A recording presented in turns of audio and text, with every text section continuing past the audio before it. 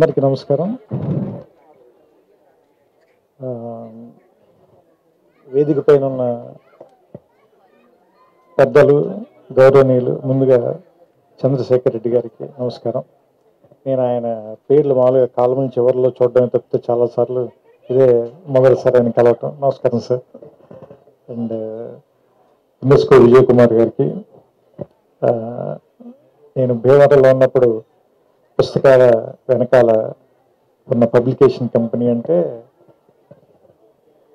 Cinema company లాగా, అంటే ఒక రకంగా చెప్పాలంటే సినిమాలకు సంబంధించి విజయవాహిని ఎలాగో పుస్తకాలకు సంబంధించి యునెస్కో అలాగే. సో అలాంటి విజయ్ కుమార్ గారిని కలవడం చాలా చాలా చాలా ఆనందంగా ఉంది. నమస్కారం సార్, కృతజ్ఞతలు. మీతో మంచి సమయం గడపగలిగాను. అండ్ మిత్రులు కృష్ణ కౌండిన్య గారికి, అండ్ మాకు చాలా ఆత్మీయులు, నా భార్య ద్వారా పరిచయం, మా కుటుంబ సభ్యుల్లో ఒకరైపోయిన మావిడి హరికృష్ణ గారికి. ఆయన ఏంటంటే మనం ఇందాక జేవీ గారు చెప్పినట్టు నిలువెత్తు తెలంగాణ ఆత్మీయత ఏంటంటే హరికృష్ణ గారే.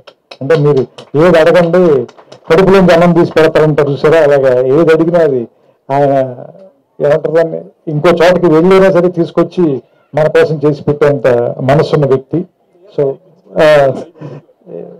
సహజంగా అదే జరుగుతుంది కాబట్టి సో వారికి, మిగతా పెద్దలందరికీ నా నమస్కారాలు. అండ్ అన్నిటికంటే ఇక్కడికి రావడానికి ముఖ్యమైన కారణం జయదేవ్. ఏంటంటే నాకు ఎప్పుడూ నేను అతడు సినిమా తీస్తున్న రోజుల్లో నాకు మద్రాసులో పరిచయం. అప్పుడు ఇండియా టుడేలో పనిచేసేవాడు. సో ఇండియా టుడేలో అతను రాసిన కాలం చివరిలో ఉన్న అతని పేరు చూసి నాకు ఇతను ఎవరో బాగా రాస్తున్నారు అని చెప్పి అతనంటే ఇష్టం ఉండేది. సో మేమిద్దరం అక్కడ కలిసిన తర్వాత ఓకే ఇతనే రాసే జయదేవ్ అని తెలిసిన తర్వాత ఇద్దరి మధ్య స్నేహం మొదలైంది. ఆ స్నేహం ఇన్ని సంవత్సరాలుగా ఇంకా నడుస్తూనే ఉంది. సో దానికి అతని సాహిత్యం కానీ నా సినిమాలు కానీ రెండు పెద్దగా అడ్డం కాలేదు. ఏమంటారు దాన్ని, ఎంతో కొంత ఉపయోగపడ్డాయి తప్ప ఆయన అవసరమైతే గీతే. కానీ అతను నా గురించి 2-3 చెడ్డ రివ్యూలు రాశాడు. అది అతని మీద నేను తర్వాత మాట్లాడతాను నా సినిమాల గురించి. సో నాకు ఈ పుస్తకం ఇప్పటికి నేను 200 పేజీలే చదివాను. వీళ్ళిద్దరిని చూస్తే భయం వేసింది. వీళ్ళు మొత్తం చంద్రశేఖర్ రెడ్డి గారు అంటే వీటి కాబట్టి చదివి ఉండొచ్చు, కానీ వీళ్ళిద్దరు కింద నుంచి పైదాకా చదివేశారు. ఇంకా వీళ్ళిద్దరూ మాట్లాడిన తర్వాత నాకు అనిపించింది ఏంటంటే, నేను 1931లో ఆలమ్మారా తీశారు, 34లో భక్త ప్రహ్లాద్ తీశారు, మధ్యలోనే కాళిదాస అనే తొలి తమిళ టాకీ తీశారు. నేను మాట్లాడదలుచుకోలేదు, ఎందుకంటే నేను పోటీగా ఉండే ఏరియాలో గంటరావు నేను. సో అందుకని నేను పోటీ లేని ఇంకో ఏరియాలో గంటరావు. ఏంటంటే ఈ పుస్తకం చదువుతుంటే బేసిక్గా ఫస్ట్ రీల్ కథకి మొదటి వాక్యాలు చాలా ఇంపార్టెంట్ అని చెప్తారు ఎవరైనా కానీ. ఎందుకంటే కథ లోపలికి మనం తీసుకెళ్ళటం అనేది చాలా ఇంపార్టెంట్. మొదట తీసుకెళ్ళిన తర్వాత ఆ తర్వాత కొంచెం నత్తనాటకు నడిచినా కానీ సరే ఇంకేదో జరుగుతుందని అమాయకత్వంతో కొన్ని పేజీలు తిరిగేస్తాం. ఆ తర్వాత ఇంకేమైనా చెప్పగలిగితే ఓకే, లేదంటే చాలాసార్లు మనం మోసం చేసేస్తూ ఉంటారు, అది వేరే విషయం. కానీ సినిమా కూడా మొదటి రీలు, ఇంటర్వెల్, క్లైమాక్స్ చాలా ఇంపార్టెంట్ అని చెప్తారు.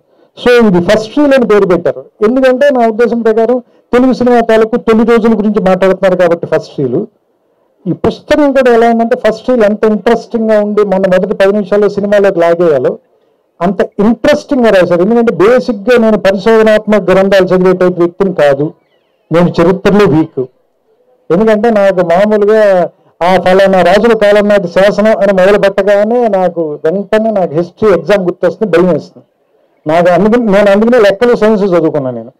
కానీ పరిశోధనాత్మక గ్రంథం 200 పేజీలు ఊరికే జనరల్గా నేను 2 కాఫీ టైంలో చదివేశాను అంటే హెడ్స్ ఆఫ్ టు జయదేవ్. ఎందుకంటే దాంట్లో నాకు అది చదువుతుంటే అప్పటి మూకీలు వేసిన గుడారాలు, కింద మట్టిలో కూర్చుని నేల థియేటర్లో సినిమా చూడటం, దగ్గర నుంచి చూడటానికి ఎక్కువ డబ్బులు కట్టడం, ఆ పక్కనే అమ్ముతున్న పంపడి వేరుశనక్కాయల తాలూకు వాసన, సోడాలు ఫ్రీ అంటే కనుక ఆ సోడా కొడుతున్న గోళీల తాలూకు సౌండ్, వీటన్నిటిని మాత్రం ఈ పుస్తకంలోకి పట్టుకొచ్చేశాడు.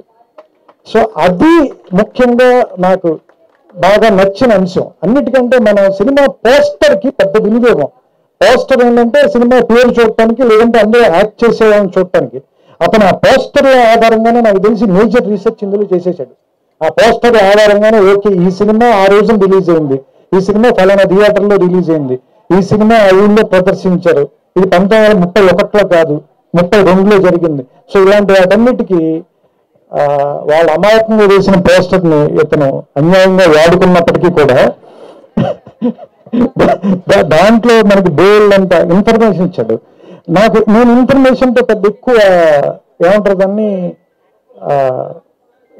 అబ్బుర పడిపోయాను. ఎందుకంటే ఇన్ఫర్మేషన్ ఈ రోజుల్లో మనకి చాలా హ్యాండీగా అయిపోయింది. ఇన్ఫర్మేషన్ చెప్పడం అనేది ఒకప్పుడు చాలా గొప్ప విషయం, ఎందుకంటే ఇన్ఫర్మేషన్ అందుబాటులో ఉండదు కదా. ఎప్పుడైతే ఈ అంతర్జాలం వచ్చేసిన తర్వాత, లేదంటే మీకు రకరకాల మాధ్యమాలు వచ్చేసిన తర్వాత, anything is just one click away. So మీరు ఒకసారి క్లిక్ చేస్తే మీకు ఇన్ఫర్మేషన్ వచ్చేస్తుంది. మరి ఇన్ఫర్మేషన్ కంటే ఇంకేం ఎక్కువ చెప్పాడంటే ఇందులో అనుభూతి చెప్పాడు. అంటే ఆ సినిమా తీసినప్పుడు వాళ్ళు పడిన కష్టాలు, ఒకే సెట్లో 2 సినిమాలు తీయటం, దానికి సెట్లు ఎలా మార్చుంటారు, అలాగే మూకీల టైం నుంచి టాకీల టైంలో కష్టపడిన నటీమణులు వాళ్ళు. నాకు సింగింగ్ మెరీన్ సినిమా గుర్తొచ్చింది వెంటనే. అంటే మూకీ టైంలో ఒక పెద్ద హీరోయిన్ గొంతు బాగోకపోవడం మూలంగా టాకీ టైంలో బాగోకపోవటం. సో ఇలాంటి అంటే మనలో ఉన్నటువంటి ఒక ఆ నోస్టాలజిక్ ఏరియాలోకి వెళ్ళి దాన్ని ట్యాప్ చేయగలిగేలా ఒక పరిశోధనాత్మక గ్రంథం రాయటం అంటే చాలా కష్టం. ఎందుకంటే ఆరుద్ర రాసిన సమగ్రాంధ్ర సాహిత్యానికి ఎక్కువ విలువ రావడానికి కారణం ఏంటంటే ఒక కవి పండితుడైతే ఉండే అడ్వాంటేజ్ ఆయన వాడుకున్నాడు. అలాగే ఒక రచయిత ఒక పిహెచ్డి గ్రంథం రాస్తే ఎలాంటి అడ్వాంటేజ్ ఉంటుందో అది ఫస్ట్ లో ఉందని నాకు అనిపించింది. సో అంటే నాకు తెలిసి నా అనాలిసిస్ చెప్పమంటే నేనైతే ఈ పుస్తకం గురించి అది చెప్తాను. ఎందుకంటే జయదేవ స్వతహాగా ఒక కాలమిస్ట్ మాత్రం కాదు, అంతకు మించిన వాడు. అంటే ఖచ్చితంగా ఒక రచయితకు ఉండాల్సిన అన్ని లక్షణాలు ఉన్నవాడు. కానీ అలాంటి వాడు ఎందుకు ఒక సమగ్రమైన సంపూర్ణమైన రచన ఇన్నేళ్ల పాటు చేయలేదు అనేటువంటిది నాకు క్వశ్చన్ ఉంది లోపల. ఎందుకంటే అతను ఏదైనా ఒక విషయాన్ని అతను ఆవిష్కరించే విధానం కానీ, లేదంటే అతను మాట్లాడే విధానం కానీ చాలా ఆథెంటిక్ గా ఉండదు. హరికృష్ణ గారు చెప్పినట్టు చాలా ఆథెంటిక్ గా చెప్పగలడు ఒక విషయాన్ని. అలాంటి వాడు, ఇంత ఆథెంటిక్ గా చెప్పగలిగిన వాడు, ఇంత ధార ఉన్నవాడు ఎందుకు పుస్తకం రాయట్లేదు? ఎందుకు ఒక కథ అంటే అతను ఫస్ట్ రీల్ అని చెప్పి ఒక పరిశోధనాత్మక గ్రంథం రాయాల, తెలుగు టాకీ తాలూకు కథ చెప్పాడు మనకి. సో యాక్చువల్లీ ఇది ఒక నవల లాంటి పుస్తకం. సో మీరు చదవటం మొదలు పెడితే, మీరు పొద్దున కూడా చదవటం మొదలు పెడితే దాదాపుగా ఒక 2-3 గంటల్లో మీతోటి ఒక 300 పేజీల పైన చదివించేస్తుంది. అందుకనే ఇది ఒక 500 పేజీల పుస్తకం మీకు ఎవరికి అనిపించదు. సో చాలా స్వాభావికంగా అతనిలో ఉన్నటువంటి రచయిత తాలూకు లక్షణాలు బేసిక్గా వాళ్ళ ఫాదర్ టైం నుంచి, రెంటారు గోపాలకృష్ణ గారి టైం నుంచి ఉన్నవన్నీ, అలాగే వాళ్ళ అక్కగారు రచయిత్రి. సో ఆవిడ రాసిన పుస్తకం కూడా చదివాను నేను. ఆవిడ కూడా ఒక పుస్తకం ఇచ్చారు. వీళ్ళందరూ రాశారు, కానీ ఇతను ఎందుకు రాయట్లేదు అనేటువంటి క్వశ్చన్ నేను అడగలేదు. ఎందుకంటే నేను ఎప్పుడు ఎవరిని ఎందుకు రాయట్లేదు అని అడగను. ఎందుకంటే నన్ను కూడా వాళ్ళు ఎదురు అడుగుతారండి. నేను 2 ఏళ్ళకి 3 ఏళ్ళకి సినిమా రాస్తున్నాను అడుగుతారేమోనని నేను ఎవరిని ఏమి అడగను. సో అందుకని ఒక రచయితకు ఉండే బద్ధకం ఇంకొక రచయితను గుర్తుపట్టగలరు కాబట్టి నాకు అతనుకున్న బద్ధకం నాకు తెలుసు. సో అయితే బద్ధకం కంటే కూడా ఏంటంటే భయం. మనం చెప్పే విషయం ఖచ్చితంగా బాగా చెప్పి తీరాలి, అందులో తప్పులు ఉండకూడదు అనేటువంటి భయం ఎక్కువ. తరచి చూసుకునే చాదస్తం మేబీ పరిశోధన చేసే ప్రతి వారికి ఉంటుంది అనుకుంటాను.